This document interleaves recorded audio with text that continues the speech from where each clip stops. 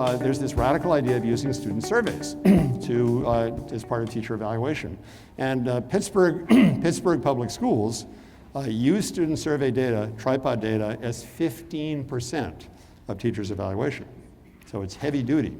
So here's the pushback. Are the kids going to be fresh? Are they going to be immature about this, as I mentioned earlier? So here's Ron Ferguson, a remarkable Harvard professor who developed the tripod project and have refined questions for kids about their teachers, which they take anonymously. And it turns out that the kids are remarkably effective and accurate, more accurate than the principal. Now, why would that be? Because, well, they're there all the time. And if you ask them good questions anonymously, kids speak the truth. I mean, you have some outliers, some people who are fresh, but mostly the research shows that they are remarkably accurate in their perceptions of their teachers.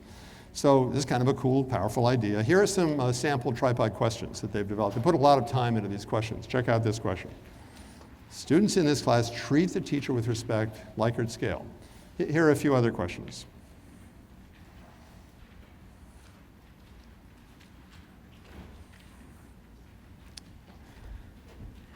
And usually, most of the surveys have about 35 questions. Take about 20 minutes for the kids to do. They put them in an envelope. They're taken anonymously in and recorded, and so forth. The teachers get the information. So it's a powerful idea, and all the way down to kindergarten, believe it or not, the kids give remarkably. Now, of course, in kindergarten, it's read to them, and they're smiley faces. But so I don't know how many of you know Campbell's Law. So check out Campbell's Law here.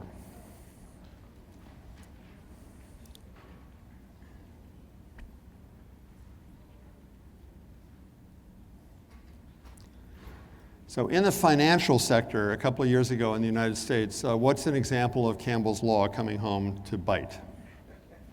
Wells Fargo? The Wells Fargo story? Pressure to sell these things, and people made stuff up. And then a public school district in the southeast of the United States that had this problem? Atlanta?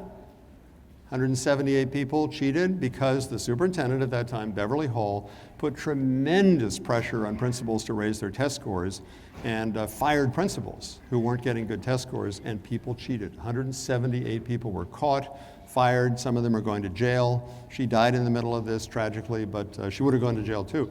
So Campbell's Law tells us don't turn the heat up too high. Like, keep it reasonable.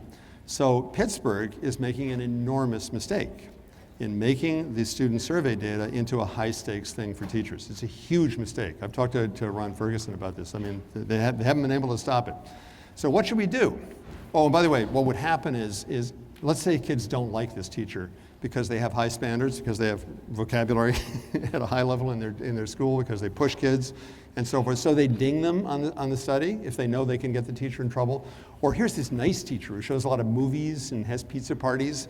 Okay, let's give that teacher high ratings. I mean, so when it's this pressure, it corrupts the system.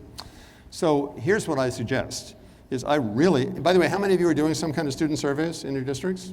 Look at this, so a significant number of people. And you're probably already doing this, but my suggestion is do this twice a year. Like, do it in November, and then do it in June. So in November, the teacher's actually going to get some feedback, which they can use in real time. Have quick turnaround. Like, get the data to the teacher within 48 hours, and then have the teacher sit with you, the principal, or a critical friend, go through and ask 3 questions of the data. We're looking at the data here. It's going to be mixed. The kids are going to be honest. So the first question is, what are you pleased with? To make sure they focus on the positives, because there's going to be lots of positives.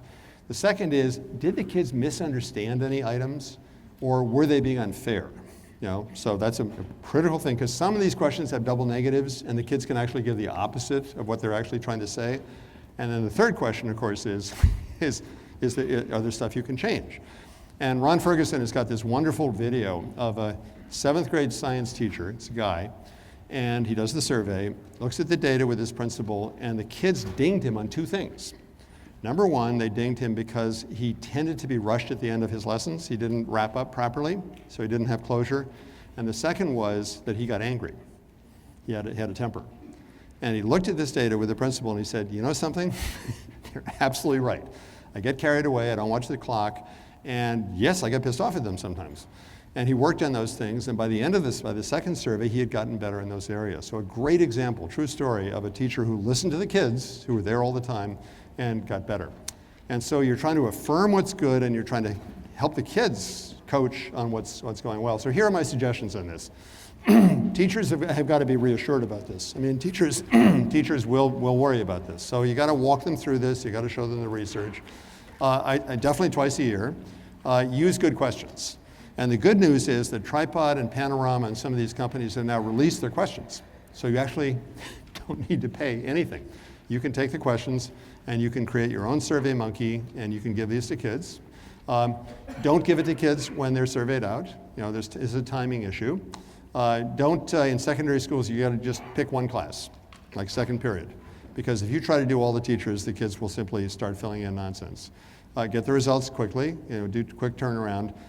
Have them look at someone with a colleague. Encourage teachers to discuss it with kids. You know, you said this, tell me more about this. And then follow up with PD. You know, like ways of not losing your temper, whatever it is. And of course, not for high stakes. It's a coaching tool, not an evaluation tool. Don't get carried away like Pittsburgh.